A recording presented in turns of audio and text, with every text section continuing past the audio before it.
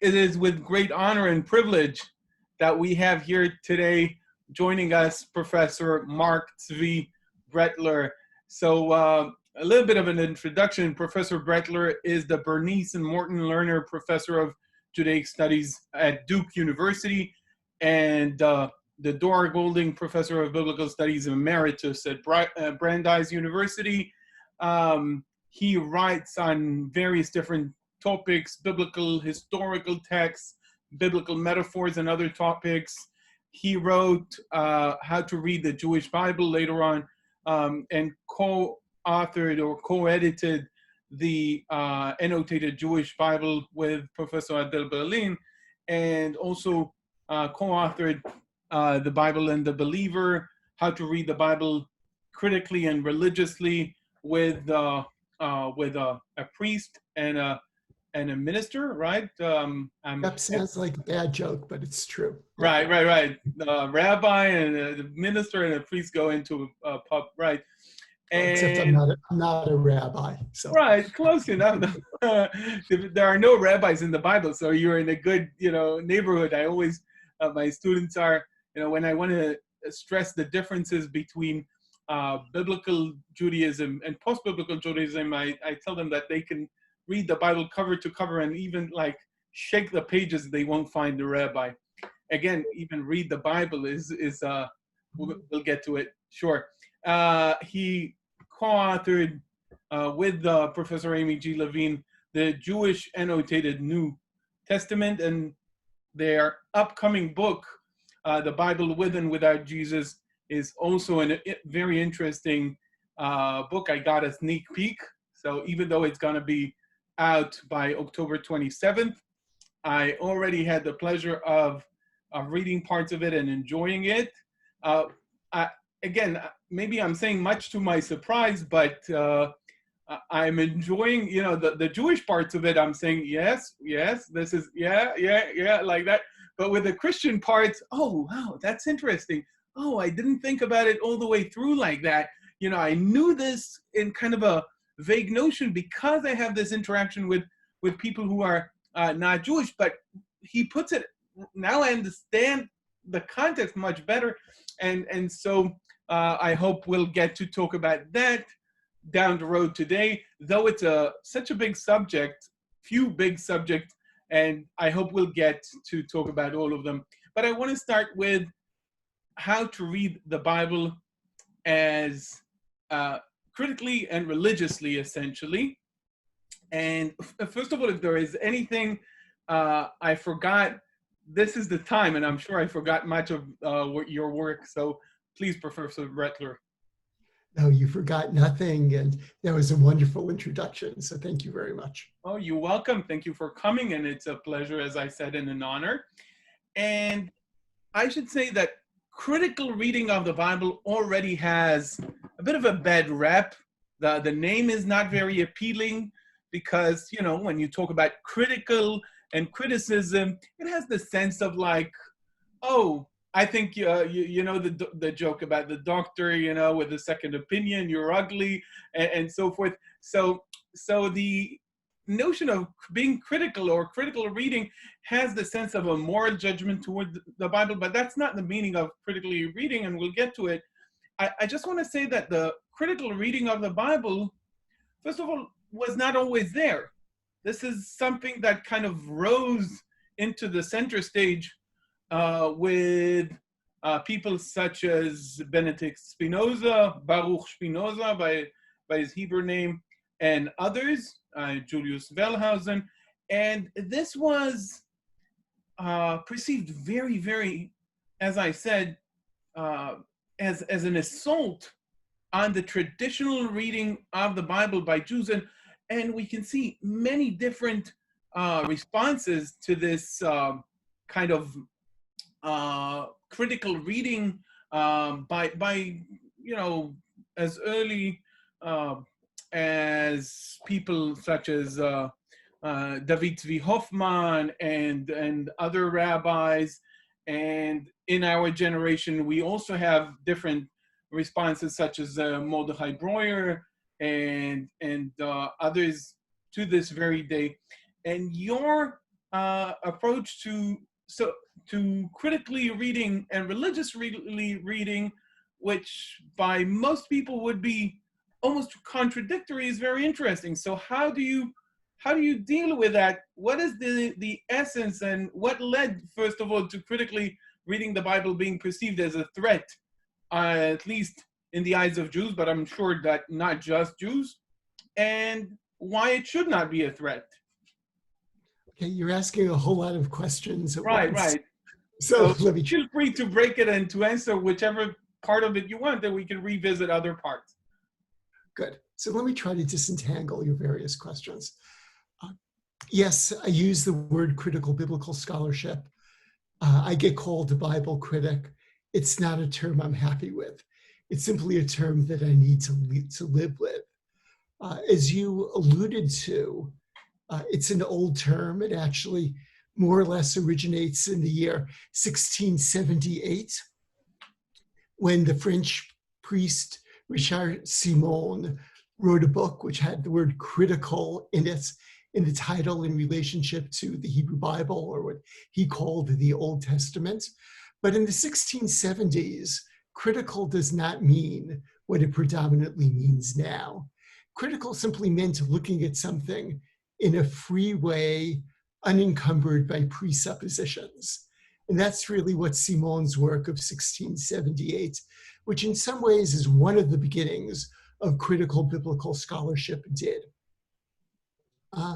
If you want to see a great piece about this, I guess the one thing you did not mention about me in the introduction is that I co-founded something called thetorah.com. Oh, I love it. I should have. I actually, I have it here. Quite But right. it's a beautiful website, guys. I wholeheartedly recommend go there. We actually had guests who had their papers published there. Last week we had Dr. Shira Golani, for instance, who wrote in the Torah, and we had in the past Professor Michael Siegel and many others. So you could find some of their work there. And indeed, Professor Brettler co-founded this beautiful website. So one of the people who wrote for us is John Barton, who's a professor emeritus at Oxford, if I'm remembering correctly. And there he has a lovely article on the concept of what it means to be a critical biblical scholar, and even where the term comes from. So it's no different than being a movie critic or a drama critic or an art critic. The job of an art critic is not to criticize what she or he is seeing, but is to help people better understand what it is. So that is what critical biblical scholarship does. Again, it has this unfortunate term, but Barry Holtz, who is a professor of Jewish education emeritus at Jewish Theological Seminary, has suggested an alternative title, namely the contextual approach to biblical studies. And that's really what I and others do. A primary interest of mine is to understand what the Bible meant in its original context. Right. Now, By the way, this is one sentence that I took from your upcoming book, which really goes throughout other works of you, the difference between what the text meant and what the text means. Right. Exactly. And I think part of the reason the Bible, and here talking to this audience, it's true of any of the Bibles, whether we're talking about the smaller Jewish Bible or the larger Christian Bible, which includes the Jewish Bible. The reason it's been able to survive is that it is so open to different interpretations. And I don't want to make a claim that any one interpretation is correct. You could use many different lenses or maybe even prefer the word filters when you look at the Bible. And when you look at something through different filters, it really does look very, very different. The same is true for the Bible. And in that sense, distinguishing between what the Bible once meant in its original historical contexts. Now, again, so you could hear me clearly, there's an S at the end of the word context. Right. I love the metaphor that you're using, as in box rules and house rules, of a game. Like Yeah. And so a metaphor or an image that I use in class, because so many people get nervous when they think that they're studying the Bible critically, and they're never quite sure of what rules to use in the class. So the first day when I teach Intro to Hebrew Bible, Intro to Old Testament, when I'm teaching in college, I use both terms.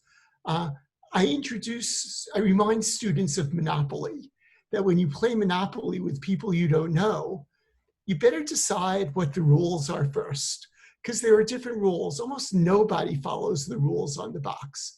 What do you do if you get double sixes? What do you do if you get snake eyes? Exactly what happens when you pass free parking and so forth. So there are different rules. In the same way, there are different Monopoly rules. There are different rules for studying the Hebrew Bible. I don't want to make claims that one set of rules is better or worse, but you just have to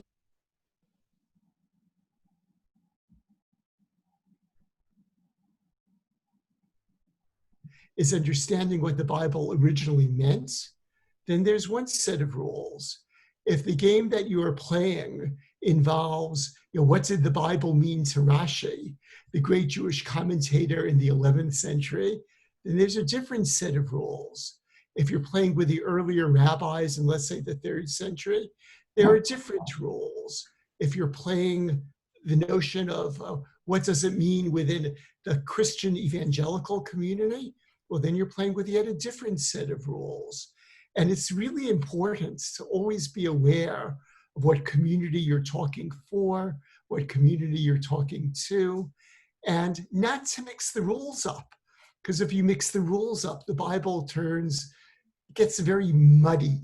The colors get very muddled, and there's a whole lot of confusion. And going back to your original question, why is being a critical scholar important to me, if I have to use that term? Because I'm always engaging in the distinction that you mentioned, created by the former dean of Harvard Divinity School, former Bishop of Stockholm, Krister Stendahl, between what the Bible meant and between what the Bible means. And I'm aware that those are different. And that's good, that it's good and fine for me that those are different. Right. And the religious, oftentimes the religious readings, again, detailed in your upcoming book, there is a bit of a proofreading, a proof texting, I mean, of throwing backwards in retrospect and trying to apply to what the Bible meant, what the Bible means. And the muddiness that you're talking about is really the assumption that we, or whoever is now reinterpreting the Bible usually of the pulpit, so to speak, being a rabbi or another of a Christian leader of sort, the different denominations, and the assumption that really the interpretation which I'm giving you now is what the text meant. Is that what you refer to when you talk about muddiness? Because you talk about yes. So anybody has the right to interpret the Bible, but to understand what the Bible meant in its original contexts is really complicated. It involves a very precise understanding of biblical languages. It involves a precise understanding of the civilizations that surround ancient Israel. It involves an understanding of how the Bible came into being as a book, rather than it being simply existing as a book. It involves an understanding of problems and what the best readings are and so forth. And all of those things are things that I do.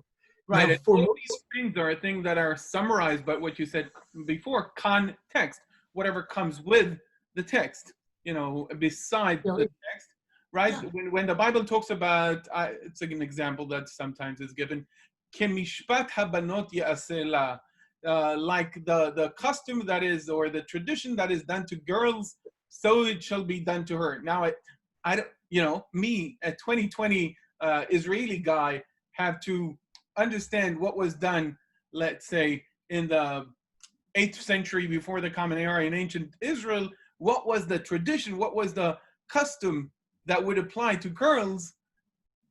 The fact that we do something to girls, or to today does not teach me a lot about what happened there. And there is an assumption in the text of a certain context, without which it's practically possible to read it, but impossible to go back to what it meant again. So yeah. So we try, I think you gave a great example of even the Bible itself being aware that it needs to be understood within its own context. But what many people do when they speak from the pulpit, and here it doesn't matter, Christian or Jewish, is they're not interested in what the original meaning of the Bible was in its original context, but they're interested in the Bible as a book of inspiration, a book of law for the current community. And that's certainly perfectly legitimate. And for me, in some ways, it has that role as well.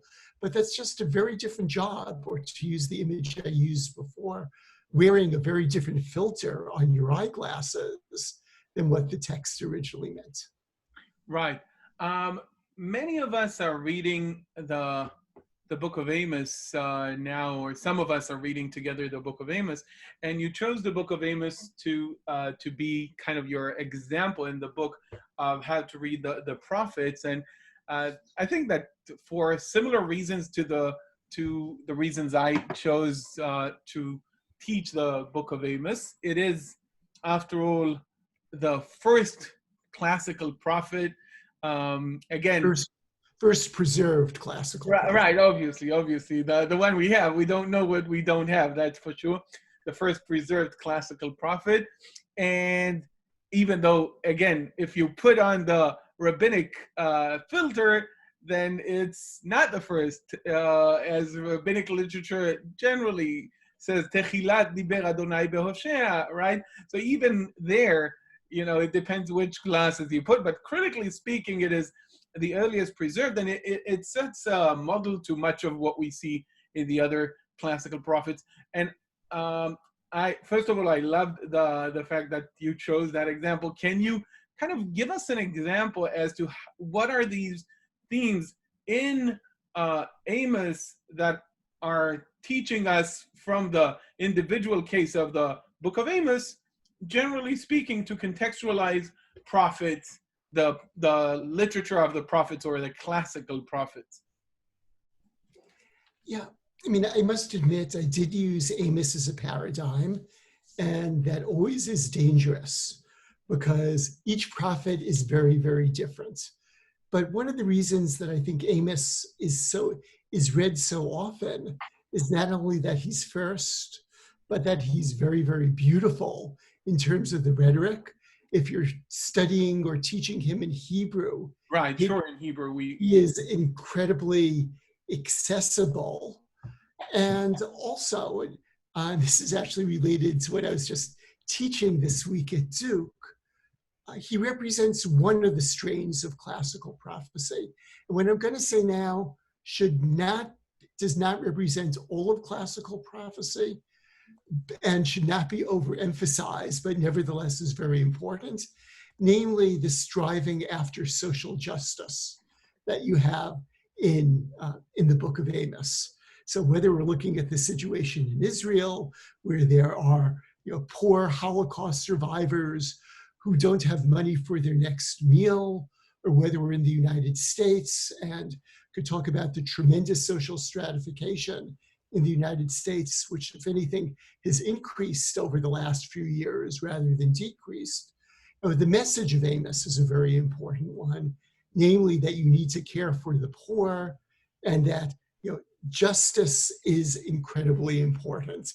And indeed, in the very famous Martin Luther King "I Have a Dream" speech, there he quotes Amos chapter 5, verse 24, V'igal kamayim mishpat utstaka kenachal eitan, where he wants mishpat, justice, to redound like water, and so forth. Oh, by the way, if you're already quoting that verse, right? V'igal Vigal Kamai Mishpat. Note the Mishpat here has a completely different meaning than the Mishpat earlier, which we've used. Kem Mishpat Habanot Yasela.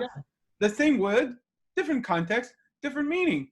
Tradition, custom, when it refers to Kem Mishpat Habanot, and justice, okay? The overall justice, like righteousness justice in Vigal Kamai Mishpat. Okay. No, I agree. But that's typical of all languages. Right. I just capitalized on the opportunity that was presented. Yeah. So again, so I love the social justice message that it has that I think is very important. Something that often gets lost in teaching the book of Amos is that the first chapter and a half consists of prophecies against the nations. So if you want to talk about one of the main notions in Amos that you see in other classical prophets. Indeed, the prophecies against the nations may be rooted in prophecies before battle, as we might see other places. And he makes it, and he takes that theme, and he kind of, I love the style. This is, again, why I teach it. He takes all of these. Who wouldn't like to hear about the demise of their enemies, you know? Everybody, I imagine him talking about, oh, they are gonna fall, they have sinned, right? For al shelosha pish'ei, this and that, ve'al arba'a lo ashivenu, for 3 transgression of Damascus, Moab, Ammon, etc. All of these neighboring people to Israel zooming in, getting closer and closer.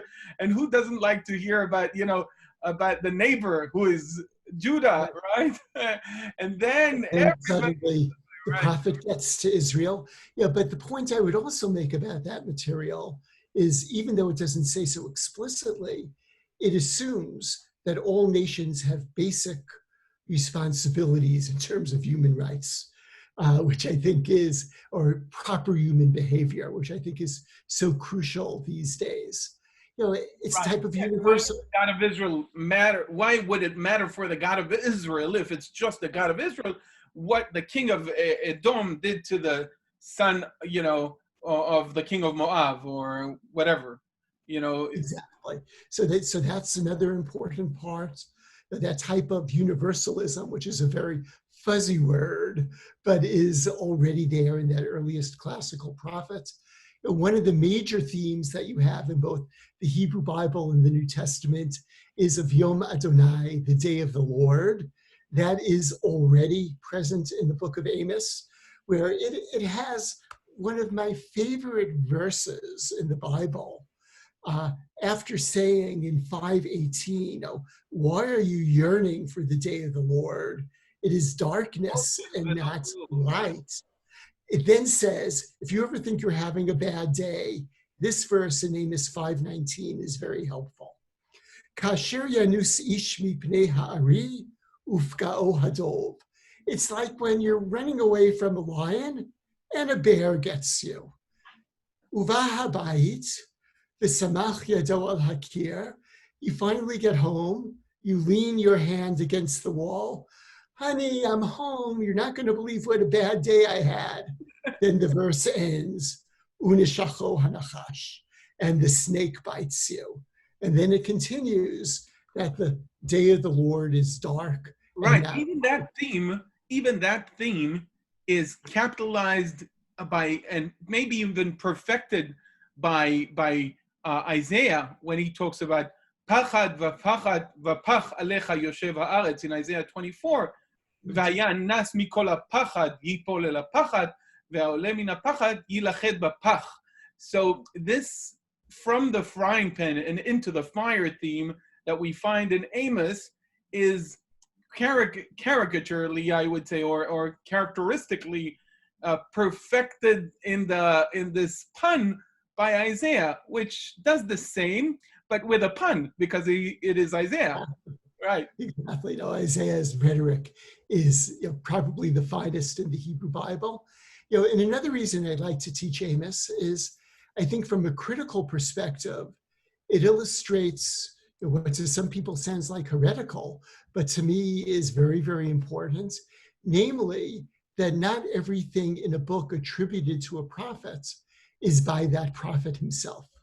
So here it's really important to begin to imagine what a pre-copyright world looked like. And Amos certainly existed in a pre-copyrighted world. And let me explain it this way. If you wanted to get an idea across these days in 2020, it would be very important for you to have your name connected to that idea. Well, in the period of Amos, this notion of individuality was much less important. And the best way to get an idea across was to say, oh yeah, I found a manuscript of Amos in my grandmother's attic that says this particular idea.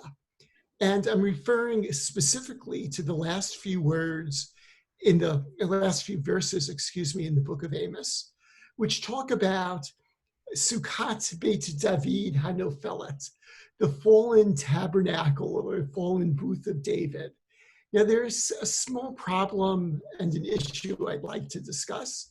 The small problem is that in the time of Amos, the Davidic kingship was doing just fine. Right. So this could King Uzziah, you know, it's a great time. It's the silver age, so to speak, for both the northern and the southern kingdom, being that the Aramean were conquered or at least stopped by the Assyrians, and the Assyrians, by the death of Adar-nirari III, lost some of their power. So yeah, it was a good time. Good time. This is the beauty of Amos, who is prophesying in such a pinnacle point, and is saying to the people, listen, it's very easy when everything is bad to say the situation is bad, but to say that when everything is good, to talk about how bad are things in the way you're choosing, that's Amos, you know, for me. Yeah, and then there's something else that's a bit technical there, that the way in which David is spelled is a little unusual. People understand here that fuller spelling. They know that. So it's fuller spelling. It's Daled Vav Yud Daled, and that characterizes late biblical Hebrew. So I could actually give you I just looked up on Google a good English example. Like in Old English, night is spelled N-I-H-T and E-H-T and other spellings, but not N-I-G-H-T. So if you had an Old English work which suddenly spelled night, N-I-G-H-T, oh, you would know that that's not original, that's an addition. Though always you can go with transmission issues, you know, that is true. Things even further. But here you have a spelling change. It's something that does not fit historically. And again, it's not the specific point that's important to me, but the more general point. You know, we love saying, or many people love saying, Amos said. And if I were a good preacher, I would be able to say in a good baritone voice, right, Amos said. Okay, but the truth is, I do not know the connection between what a historical person named Amos might have said at different points in his life and the book of Amos. The book of Amos was collected over a very long period of time. Maybe there's some original core from the prophet himself. Maybe his students collected it. But once the book was collected and became a bestseller, going back to what I said earlier, some people said, hey, I want to get my ideas into this bestseller. Gravitated things, you know. I won't want to use the passive gravitated, because that's too passive. People inserted their work, you know, with the assumption that people would read it as— That's the first time an Israeli was understating something, you know. What can I say? But people inserted it so others would read it with the notion of, this is what the great prophet Amos said. It must be true. Right. I would also mention, you know, coattailing what you said, that the last few verses of Amos have this jubilant spirit that is not characteristic of the rest of the book, though others can talk about, you know, and the similarity obviously to the book of Yoel and to the ending of the book of Yoel, and other reasons to discuss that, that's for sure. And overwhelmingly, the earlier books, in the case of David, the spelling of David. Overwhelmingly, the earlier books of the Bible, the First Temple period books, have the spelling, the deficient spelling, and the later books overwhelmingly have the later spelling. So in that specific case, the spelling of David is a relatively very consistent. It's a stable indicator for lateness. Right. So you put it all together, and again, it's not. Well, actually, in some ways, it is important, because if I'm going to interpret the Bible in each biblical piece in its context, then I'm not going to interpret those last few verses in the 8th century context of Amos, but I'll have to interpret it later. So it becomes important there. And it right. just shows For a time, there was even kind of an attempt, usually by German scholars, to run all the way with this stratigraphy, try to kind of reconstruct the original words of that prophet or this prophet. I find it a little bit naive, once you get into the. I agree. Really? I mean, it's like anything. If you carry it away too far, then it starts falling apart. Right. Excellent. There is I want to talk a little bit about the epilogue of your book, and then get maybe to the other books, the Jewish annotated New Testament, as well as the upcoming The Bible with and Without Jesus. So you end with an epilogue that is very personal, and Yes. it's very interesting because your books, in a sense, are a combination of two very different heads. In one of them, you're a scholar. And by the way, guys, I wholeheartedly recommend run and buy the books. They're written in beautiful, simple English that people understand, and they're clear, and they have beautiful, even they have sense of humor, and they are approachable. Go and buy them. Now, having said that. Thank you, I tried. Sure. It showed, and it resonated with me. Now, the other part, the epilogue of the book, and to some extent, maybe even more in the other books, you bring your own.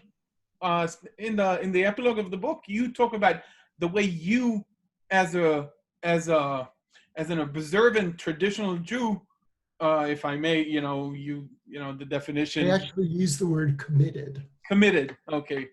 So a committed Jew is reading the Bible. So can you elaborate on the way you're reading the Bible, and the way you think that critically reading the Bible is beneficial or is contributing to your life as a committed Jew?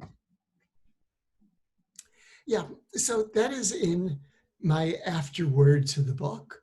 And let me read the 2 sentences there that are really the basis of that afterword and elaborate upon them a little. So I say there, the Bible is a source book that I, within my community, make into a textbook. I do this by selecting, revaluing, and interpreting the texts that I call sacred. So let me for a moment talk about the difference between a source book and a textbook. Most textbooks have a single perspective. So that if you're writing a textbook in economics, for example, you may be Keynesian or you may be Marxist. But if you move back and forward between being Keynesian capitalistic and Marxist, you're going to have a very messy economic textbook that is not going to sell very well. Okay.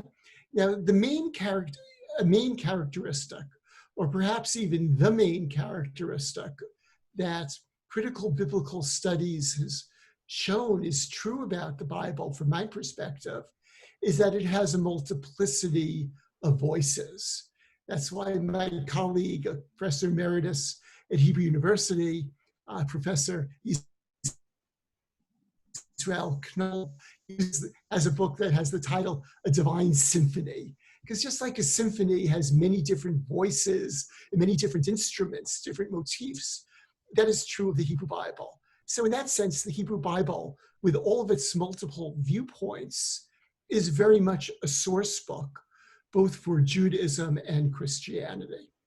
Now, this actually could sort of act almost as a segue to what you also want to talk about is, so how is it that the different communities, let me take very broadly speaking, the Jewish community and the Christian community have such very different understandings or very different uses of the same book? And the answer is, or part of the answer is, the beginning of the answer is that for different communities, the Jewish and Christian communities, the different books have very different important sections. So to give you one example, for the Christian community as a whole, beginning with the Gospels, which I'd actually have to call a proto-Christian community or a Christ-believing community, because there wasn't yet a Christian identity at that particular point. Isaiah chapter 53, or from the end of chapter 52, what scholars later call the suffering servant, is an incredibly important chapter. One of the books in your, which, you've dedicated one of the chapters in your. One of the chapters. Right. Yeah, within Judaism, it's a whole chapter. Most people don't even know about it. Within Christianity, Isaiah chapter 7:14, which I'm not going to translate now, is incredibly important. Within Judaism, that verse holds no special importance. So point number one, and here I'm really generalizing, thank you for your question, because it's making me realize that this point is not only important about me as a committed Jew, but important about how anybody committed deals with the Hebrew Bible.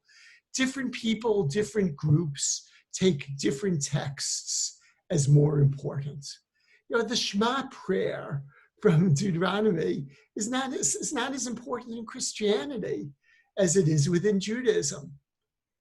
So an image that I sometimes like to use is, later community of the Bible, can't buy whiteout and just get rid of them. But what they can do is put different sections in different font sizes. So Isaiah 7:14, Isaiah chapter 53 are in, let's say, 36 point, now we'll make it 48 point font within the Christian community. Within the Jewish community, 3-point fonts, where unless you have fantastic vision, those texts are almost invisible. So that's what I mean by you make things from a source book into a textbook, in part by selection. Now you also do it by, just to take one other part of that second sentence, by different types of interpretation. So to return to Isaiah chapter 7:14, within most Jewish sources, that verse is understood as, look, this young woman is pregnant. Within Christian sources, those same three words, Hine ha'almahara, means surprise, the virgin shall conceive. Now, these are the same three Hebrew words that are interpreted very differently. Right. And again, Virgo intacta, the notion of alma, right? Yes. So, for me, going back to what you asked me about the afterword, the Bible is a source book that I make into a textbook that is important for me. For me, some parts of the Bible are in 3-point fonts. I don't want those to be the central points. In some places, I engage in radical interpretation. So let me talk about radical interpretation and bring us back to the book of Amos.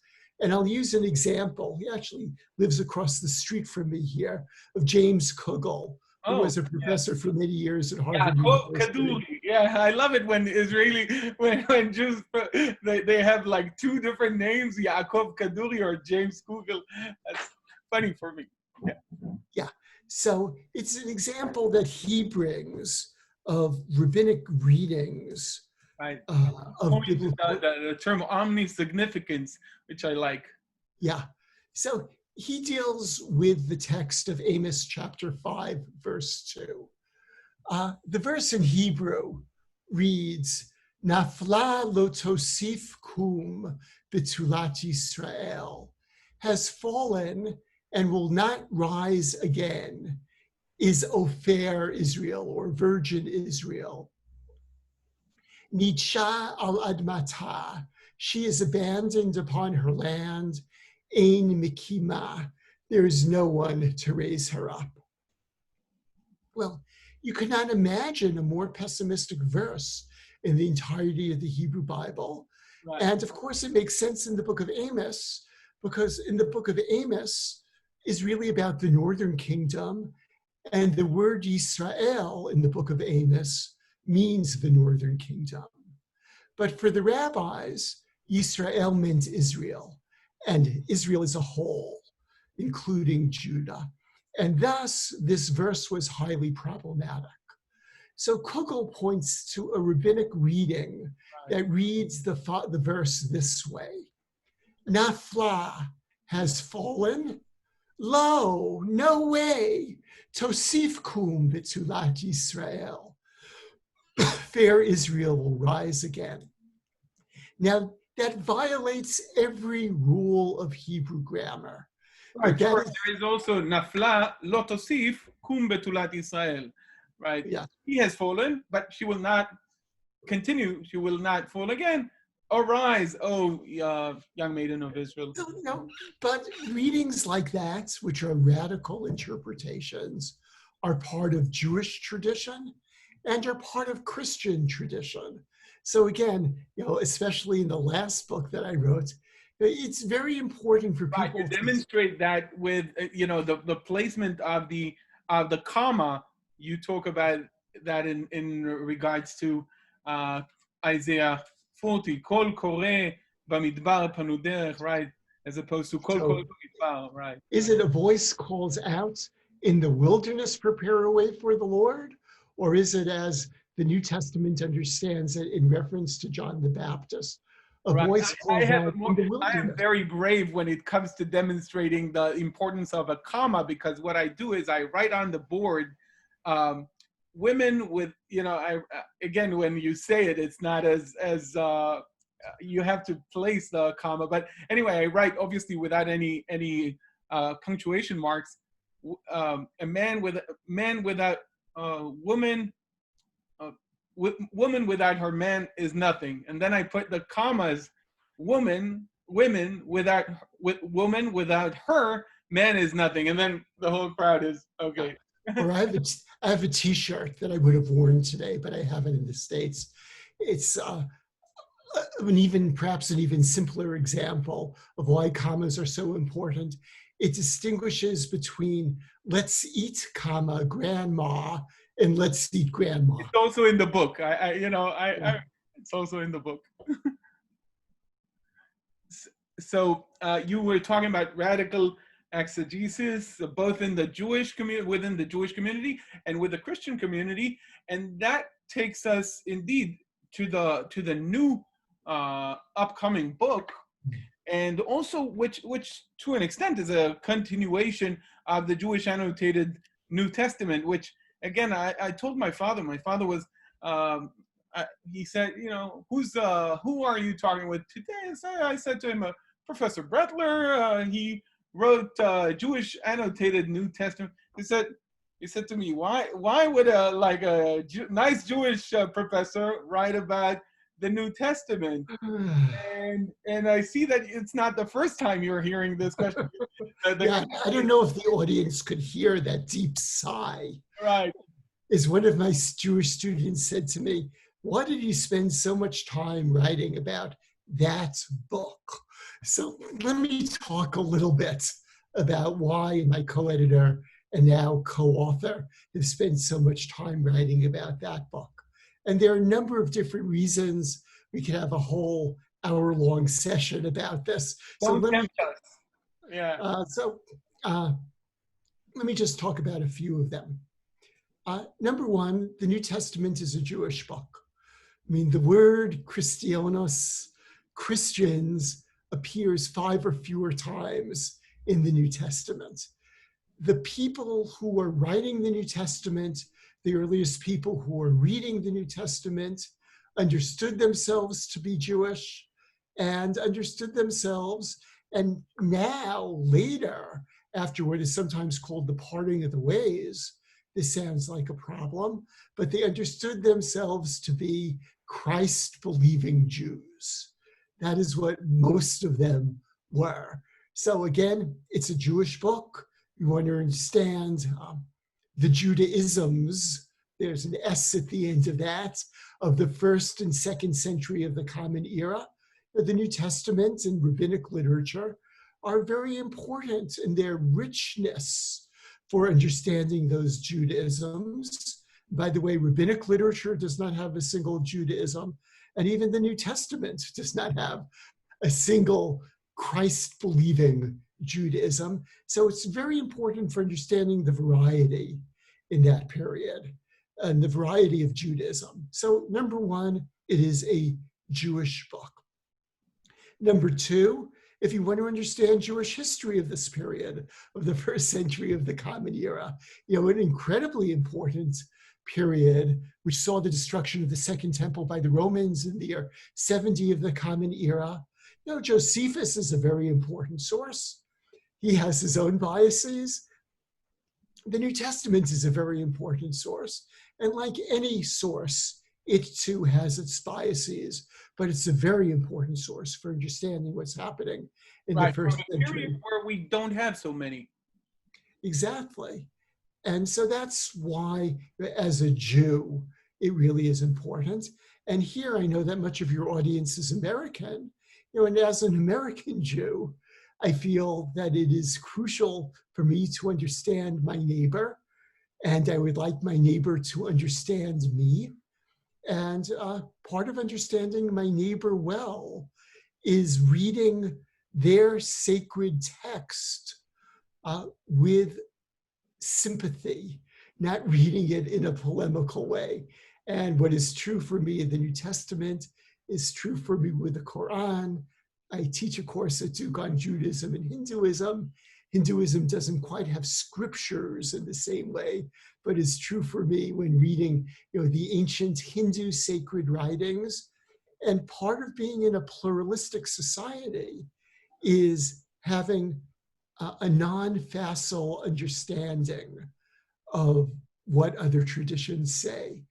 And you could read someone else's work, say, there are things in it that I agree with, things with it I disagree with, things that I find beautiful, things that I find offensive.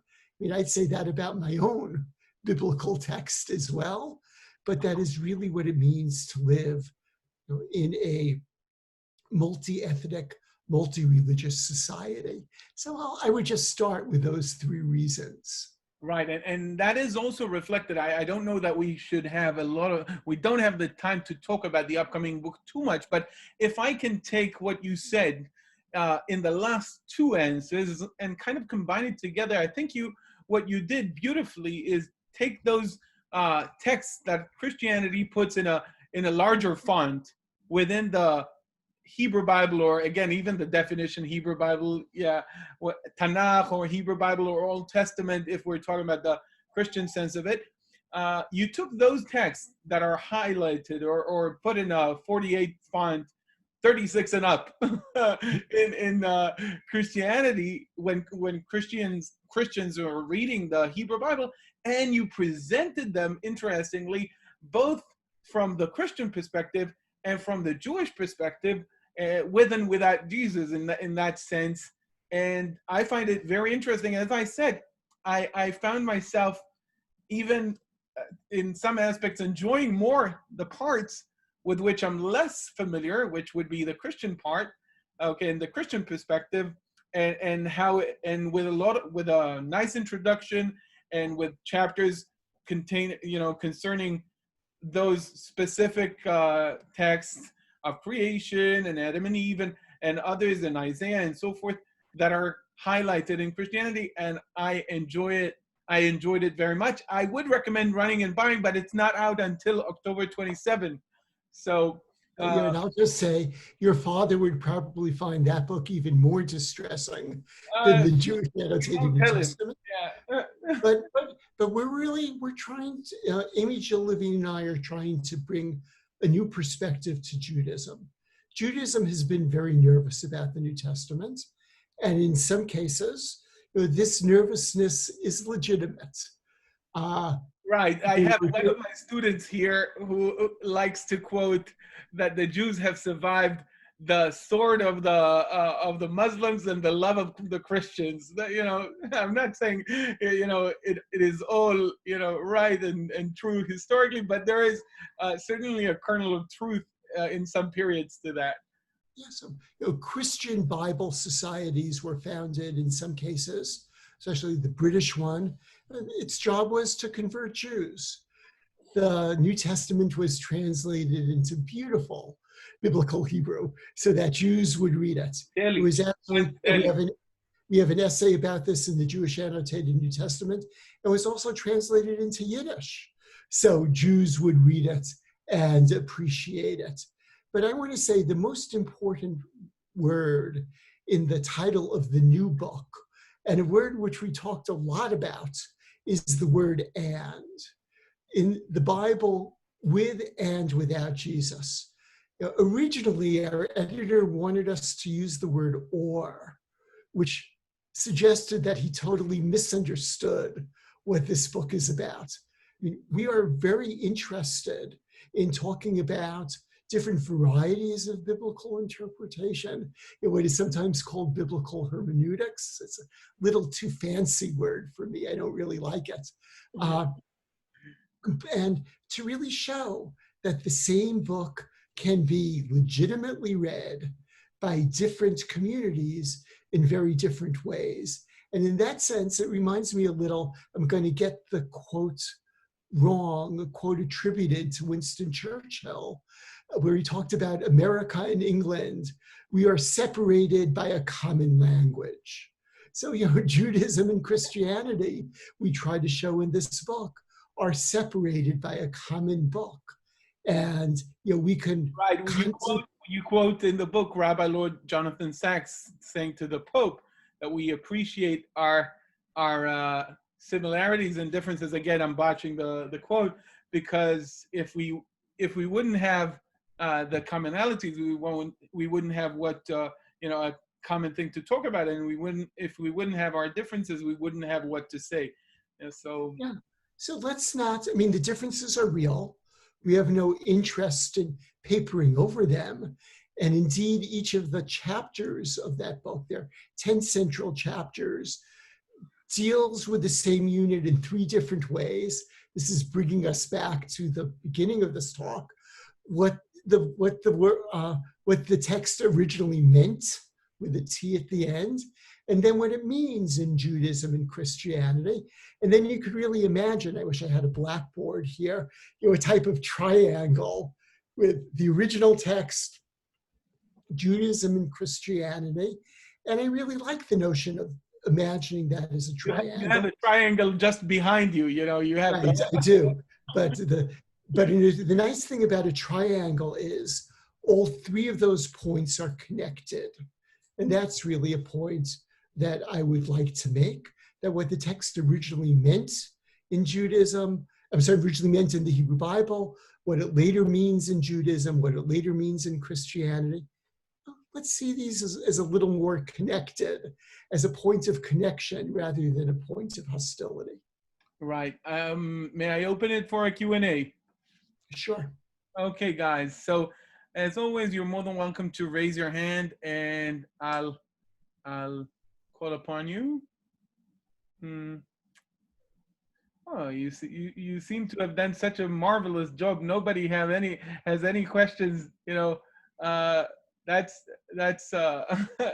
you explained everything so nicely. Go ahead, Jerry.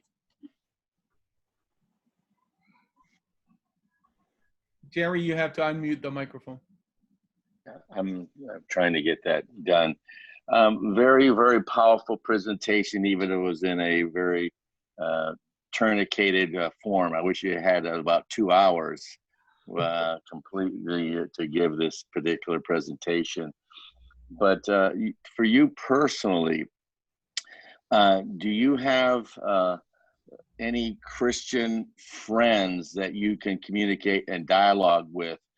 I know that there are different scholars that actually, communicate and talk and dialogue with each other on different topics. But just for yourself, this is just out of curiosity for myself. You don't have to answer. It's a personal question. That's why I'm personally asking you. No, those people would fall into two groups.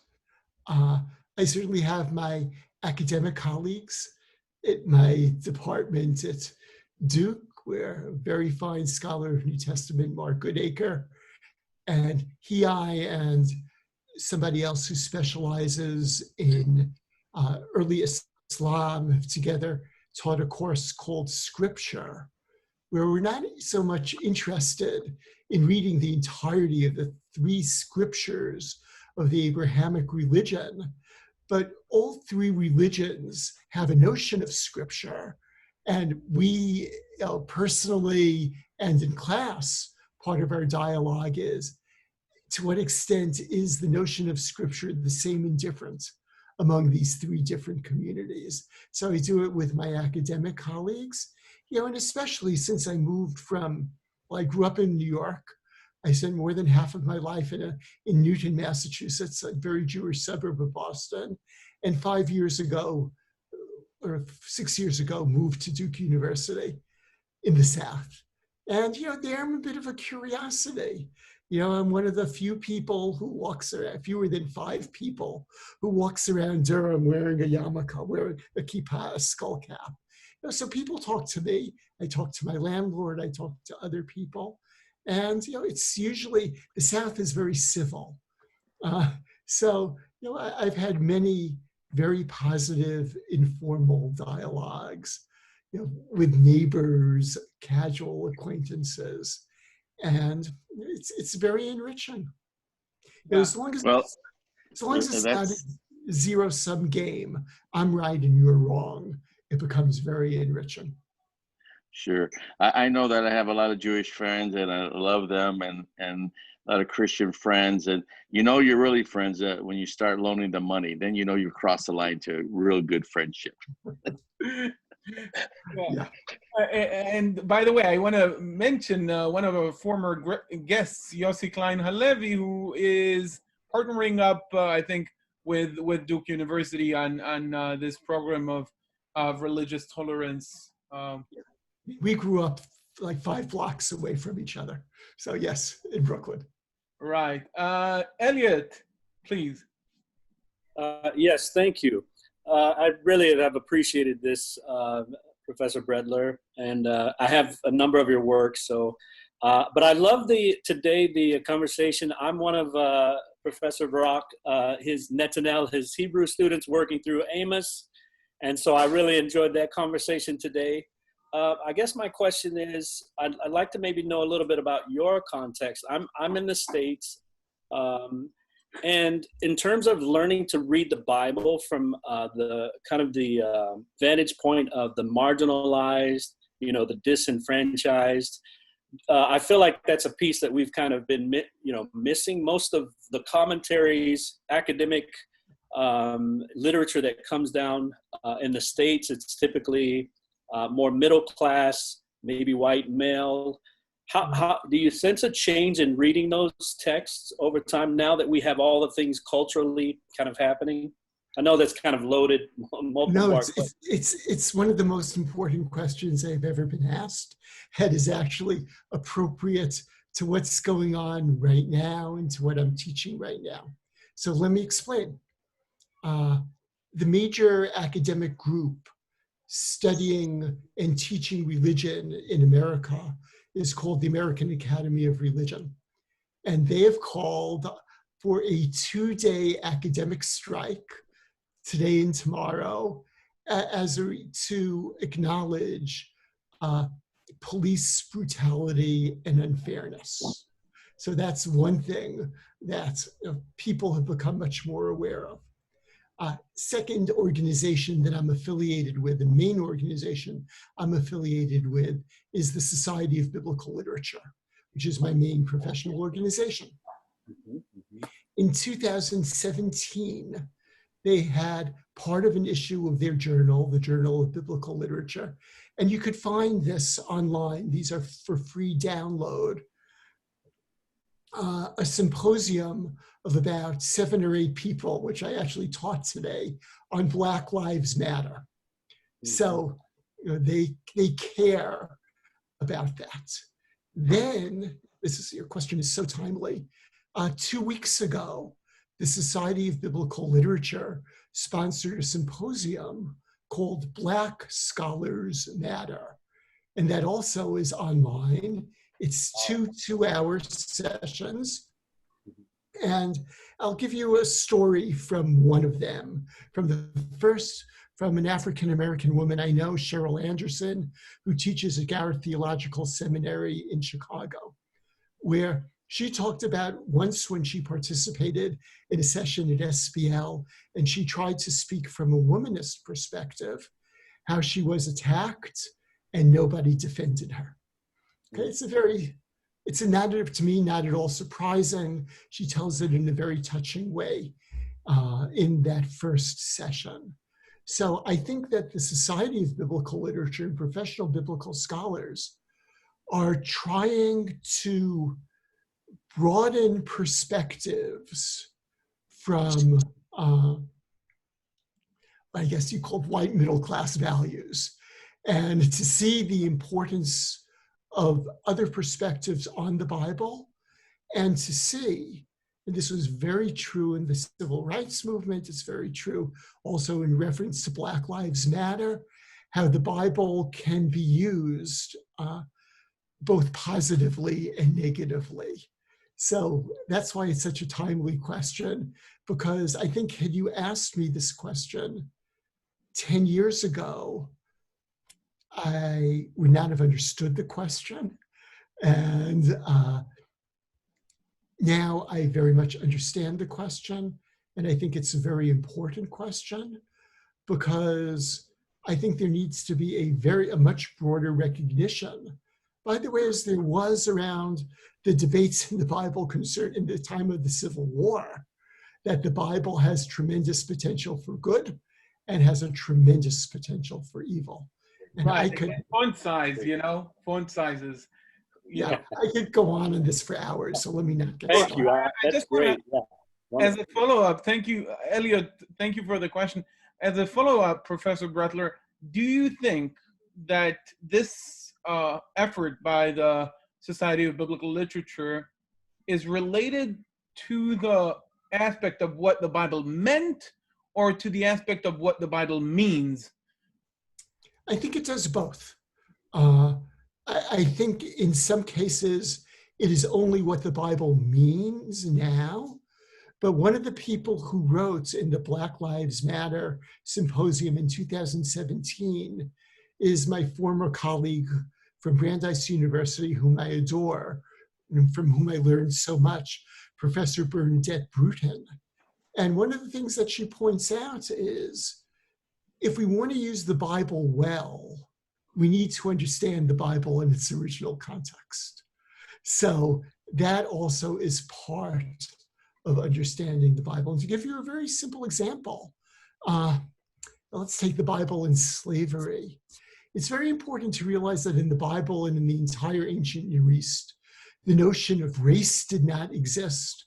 And certainly the notion of subjugating a particular race as slaves did not exist.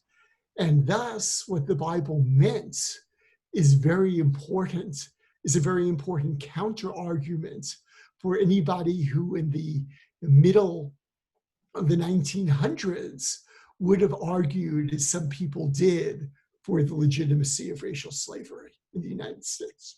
Right. But it really, in that aspect, let's take this as example, it doesn't matter if a green or a purple scholar makes that claim.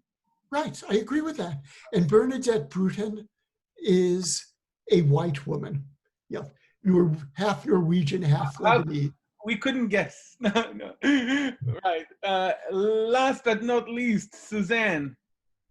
Yes. When you read the New Testament, it's very, very much going back to the Old Testament. There are a lot of words that are cited from the Old Testament. Do you always go back then and read the whole chapter in the Old Testament to get the whole story? Oh, yes. In other words, okay, so here's, I'm going to tell this in a slightly funny way.